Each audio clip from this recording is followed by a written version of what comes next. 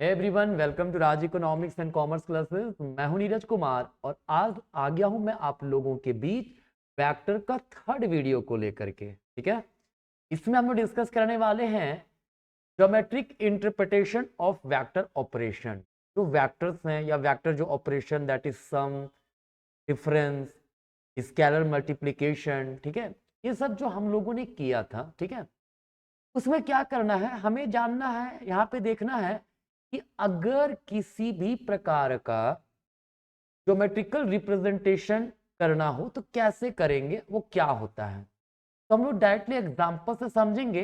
मान लीजिए हमारे पास वेक्टर है u, जो कि क्या है, a1 a2 है। क्या है हमारे पास, a1 a2। क्लियर। कहता है कोई भी एक्स वाई प्लेन जो होगा, है ना, मतलब एक्स एक्सिस और वाई एक्सिस हो, तो any shift can be describe, कोई भी शिफ्ट जो होगा by the distance a1 moved in x direction. मतलब अगर कोई भी डिस्टेंस निकालना हो तो a1 में क्या मूवमेंट हो रहा है x एक्सिस पर, और y एक्सिस पर हम लोग देखेंगे कि a2 का क्या मूवमेंट है ना। मतलब अगर x y हमारे पास दो एक्सिस है तो ये x एक्सिस a1 को दिखाएगा और y एक्सिस हमारा किसको दिखाएगा, a2 को दिखाएगा। ठीक है, अगर हम कहते हैं a1 का वैल्यू ये है, a2 का वैल्यू a है, ये है, ठीक है, तो हम लोग इस प्रकार से इसको ये पॉइंट दे सकते हैं और इसे लिखते हैं a1 a2। क्या लिखते हैं, a1 a2। ठीक है, और कहता है ज्योमेट्रिकली जब हम लोग वैसा मूवमेंट दिखाने की कोशिश करते हैं तो वो जो मूवमेंट दिखाएंगे वो एक एरो से दिखाएंगे। किससे दिखाएंगे, एरो के थ्रू दिखाएंगे। देखिए ये है ना, ओरिजिन से होता हुआ जाएगा एरो इस प्रकार का। ठीक है, ये एरो से दिखाएंगे। क्लियर। मतलब ये एरो से या पॉइंट से, ये दोनों तरीके से अगर आप पॉइंट दे दिए हो a1 a2 तो भी चलेगा, अगर आप एरो से दिखा रहे हो तो भी आपका ज्योमेट्रिकल रिप्रेजेंटेशन हो जाएगा। ठीक है, हम लोग समझते हैं इसको डिटेल में। क्लियर। जैसे मान लेते हैं, लेट अस कंसीडर u32 है, आप इसको इस प्रकार से भी लिख सकते हैं u-32। क्लियर। तो इसे जब हमें रिप्रेजेंट करना है तो हम क्या करेंगे, देखिए यहां पे मैंने कहा था कि जो पहला टर्म है ना, वो x एक्सिस पे दिखाएगा। मतलब पहला टर्म 3 है तो x एक्सिस पर 3 ये वाला हमारा है ना, ये 3 है, और y एक्सिस पे 2, मतलब ये वाला टर्म है। तो देखिए तो ये पॉइंट होगा हमारा, बिल्कुल ये पॉइंट होगा, है ना। देखिए ये हमारा 2 वाला पॉइंट है y एक्सिस पर, और ये x एक्सिस पे हमारा 3 वाला पॉइंट। ठीक है, तो ये जो पॉइंट है इस पॉइंट से भी हम लोग दिखा सकते हैं, क्या दिखा सकते हैं, 3 2, क्या दिखा सकते हैं, 3 2। क्लियर। या फिर हम इसे एक एरो के थ्रू दिखाएंगे, क्या दिखाएंगे, एरो के थ्रू दिखाएंगे। ठीक है, इस प्रकार का एरो दिखाएंगे। क्लियर है ना। अब थोड़ा सा इसमें समझने वाली बात है। क्या कहता है, अगर हम कोई भी स्केलर मल्टीप्लाई कर दें, मान लीजिए u में 2u निकालें, क्या निकालें, 2u। ठीक है, तो क्या होगा 2u, तो ये हमारा हो जाएगा 3 2 और इंटू 2 कर देंगे, दैट इज 6 और 4, है ना। स्केलर मल्टीप्लिकेशन ऐसा ही होता है। तो कहते हैं यही एरो के डायरेक्शन में ही जाएगा वो। ठीक है, वो जो हमारा पॉइंट, नया पॉइंट बनेगा ना, वो इसी एरो के डायरेक्शन में ही जाएगा। कैसे, देखिए 6 हमारा ये वाला है, और ये देखिए ये वाला पॉइंट पे बन रहा है, ये पॉइंट हमारा है। ठीक है, ये हमारा हो गया, तो सीधा मैं बना दे रहा हूं, है ना। क्या है, देखिए 4 है। क्लियर, 4 इधर से 6 पे जाएगा।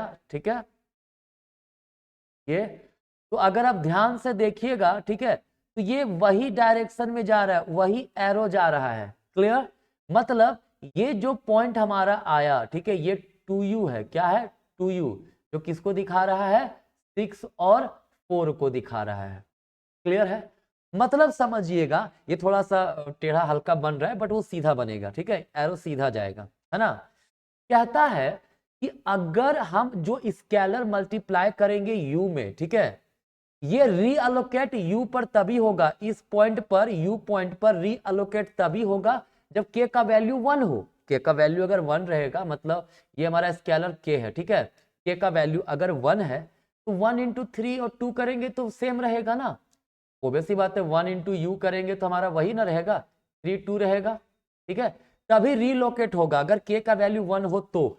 और अगर के का वैल्यू 1 से ज्यादा हो तो ये स्केल्ड अप होगा, ऊपर की ओर जाएगा। किधर जाएगा, देखिए ये वाला जा रहा है ना, ये ऊपर की ओर जा रहा है, ये है ना, इस तरह स्केल्ड अप होगा, ठीक है।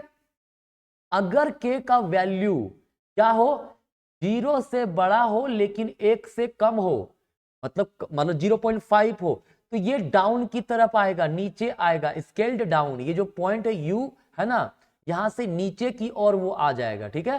जैसे मान लीजिए हम इसमें मल्टीप्लाई कर देते हैं यू में 0.5 इंटू यू, क्या होगा 0.5, यू कितना है 32 है, कितना आ गया, मल्टीप्लाई करें तो 1.5 और 1 है ना, मतलब x कह रहा है 1.5, ठीक है, और ये कह रहा है 1, क्लियर। तो ये वाला पॉइंट पे हमारा आ जाएगा, मतलब नीचे की ओर आ गया, ठीक है।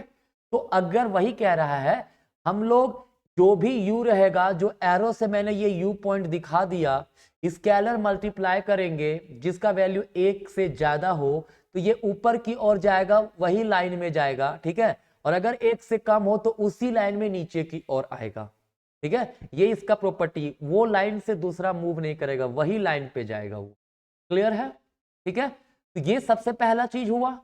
अब दूसरा चीज क्या हुआ, इवन अगर हम देखें, अगर u32 है और अगर u को मल्टीप्लाई कर दे -1 से, मतलब माइनस u, तो क्या हो जाएगा -32, देखिए तो क्या होगा, देखिए तो u32 है ना, तो 32 हमारा ये वाला पॉइंट पे था, ये पॉइंट पे था, है ना, ये हमारा 3 दिखा रहा था, ये हमारा 2 दिखा रहा था, ये हमारा u था, क्लियर, जो कि क्या था 3 2, है ना, जिसको हम लोगों ने एरो से दिखाया था, इस एरो से, ये वाला एरो से, ठीक है।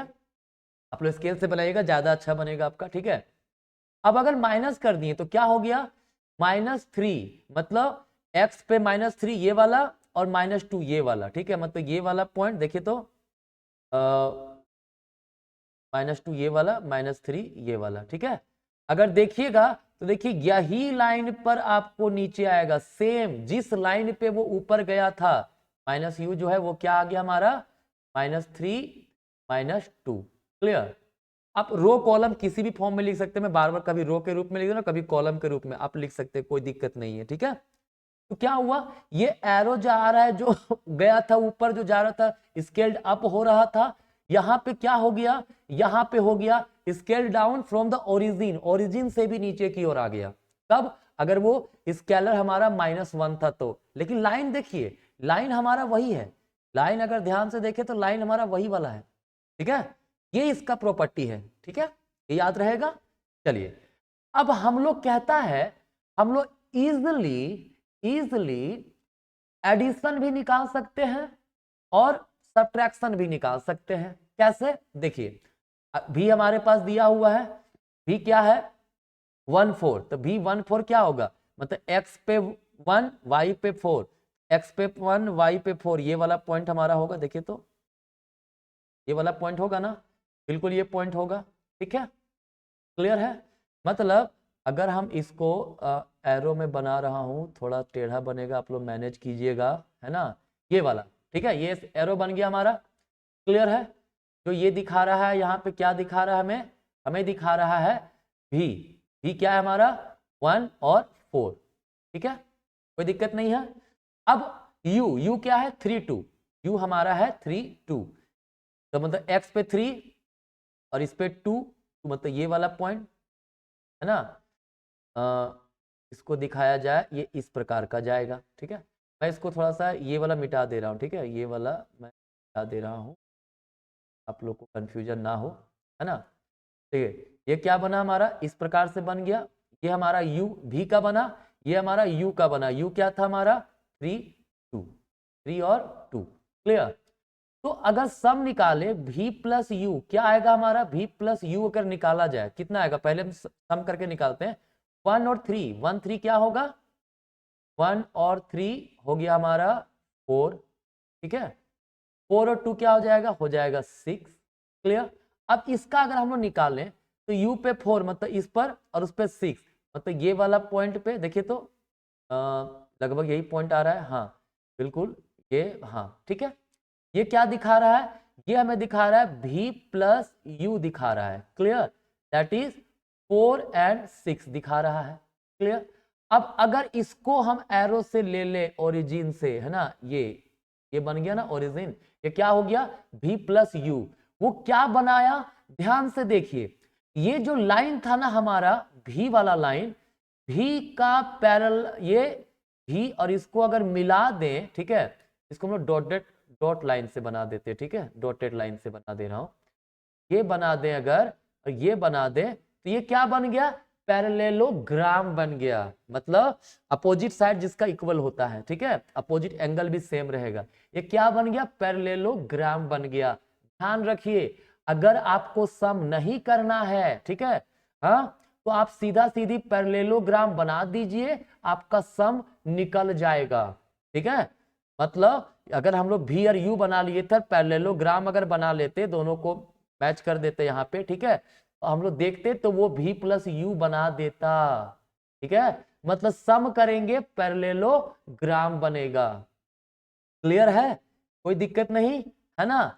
चलिए हम थोड़ा सा इसको एक और तरीके, मतलब डिफरेंस, हाँ इसी प्रकार से डिफरेंस का भी आप निकाल के बना के देख सकते हो, ठीक है। जैसे हम डिफरेंस का मान लीजिए बनाते हैं,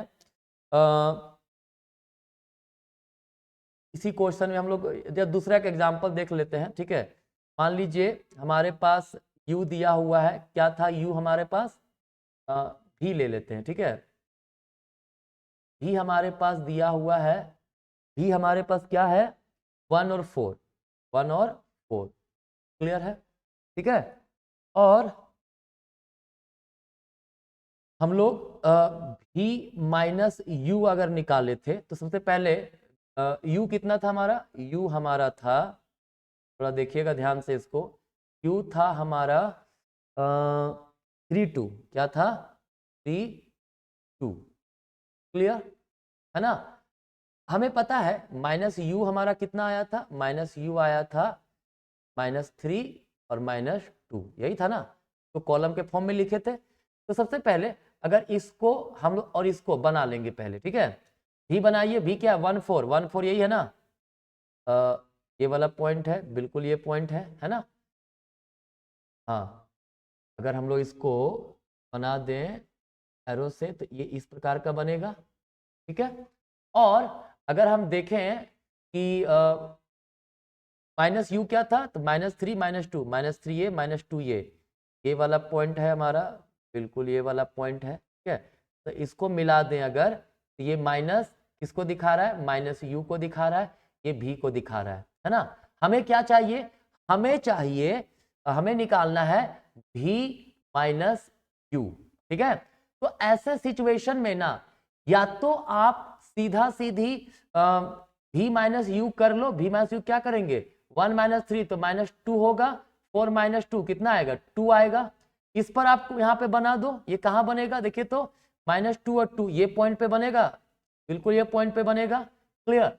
या तो आप अगर ये नहीं भी करते, ठीक है, तो हम लोग सीधा इसको पैरेललोग्राम बना देते, ये वाला लाइन इधर कनेक्ट कर देते, इधर कनेक्ट कर देते ये लाइन, ठीक है। ये भी अच्छा, ये थोड़ा सा टेढ़ा बन गया मेरा, है ना, ये हाँ, ये क्या बन गया, ये हमारा पैरेललोग्राम बन गया, ठीक है, ये भी हमारा पैरेललोग्राम बन गया, ठीक है। तो इस तरह से डिफरेंस भी निकाल सकते हैं, है ना। क्या करेंगे पहले, जैसे भी माइनस यू निकालना है ना, तो क्या करना पड़ेगा, पहले भी निकालिए, माइनस यू निकालिए, और इन दोनों के बीच का ये जो कोऑर्डिनेट हम लोगों ने ये दिया, ठीक है, ये निकाल दीजिए पॉइंट, ये हमारा बन जाएगा भी माइनस यू, क्लियर है। तो इस तरीके से हम लोग ज्योमेट्रिकल रिप्रेजेंटेशन करते हैं किसका, वेक्टर का। मुझे उम्मीद है समझ में आया होगा, ठीक है।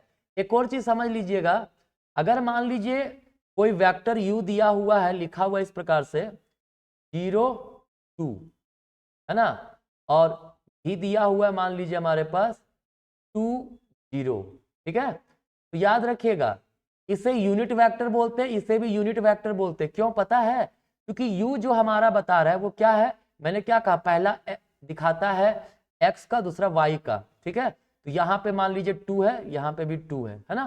तो ये x0 y2 मतलब 2 सिर्फ यहां से यहां का डिस्टेंस बता रहा है। ये क्या बता रहा है?